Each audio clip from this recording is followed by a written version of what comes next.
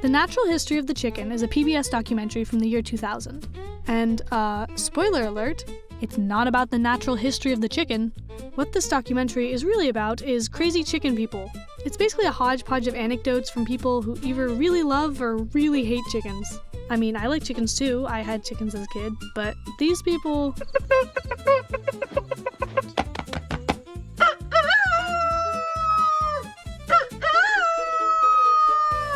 Starting out strong, the first story is about a woman whose chicken gets frozen out in a blizzard and she revives her with CPR. I did give her mouth to be. I like the implication that she was giving this chicken CPR for 3 hours. I did this for quite a number of times. In 3 hours, she was back in business. But the chicken comes back. My God, she's alive! And she lets her sit in a baby crib and watch TV until she recovers. I mean, that is dedication. She clearly loves her pets. What a sweet story. Oh, what's that? There was a friend that I had here locally, and she knew someone that was an animal communicator. And so she called him and she asked him if he would be willing to ask Valerie a couple of questions. The first question is, when you were frozen, had you been going down the tunnel with a light at the end? And if so, why did you come back? Okay. Yeah, I also have some questions. What the fuck?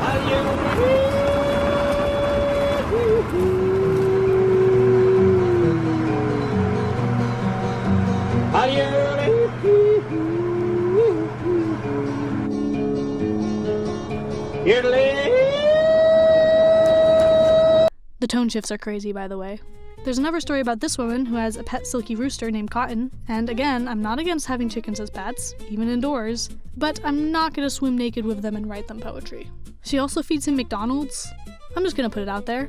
Probably not good for the chicken. Probably not what the universe intended. She also says this. I never even knew a human that was filled with so much love and joy. Which is honestly a bit sad. Hope she found someone. And hey, this documentary isn't a bad place to start. Everyone here loves chickens as much as she does. Well, everyone loves chickens except these people. This neighborhood in Ohio freaking hates chickens because they live next door to this man raising fighting roosters. I think this has got to be the funniest section, honestly. I mean, first of all, the editing really shines through. I enjoy raising roosters very much. Hey boss, how do we show that the neighborhood is, like, really loud? How about...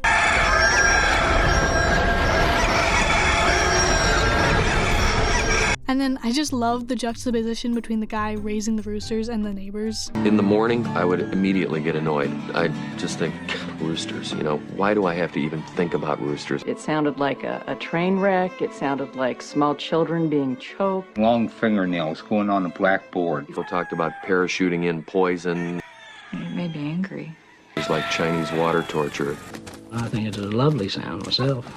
I mean, if you don't like the sound of a rooster crowing, why would you want to move to the country? It's 100 roosters. Eventually the neighborhood sues him as a nuisance and he has to get rid of most of them. Which, fair. Okay, and then the last story is about a farmer who decapitated his chicken and it survived for more than a year afterwards. And I looked it up, this is a real thing. His name was Mike the Headless Chicken and they showed him off at freak shows and stuff. Now, some might say it's cruel to keep an animal alive with that quality of life. Some might say it because, well, yeah.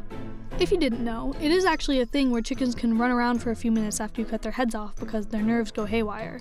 That's where the saying, running like a chicken with their head cut off, comes from. But that's not what's going on here. Apparently Mike was able to survive for so long because the chicken's brain is farther back in the head, so it was basically just his face that got cut off.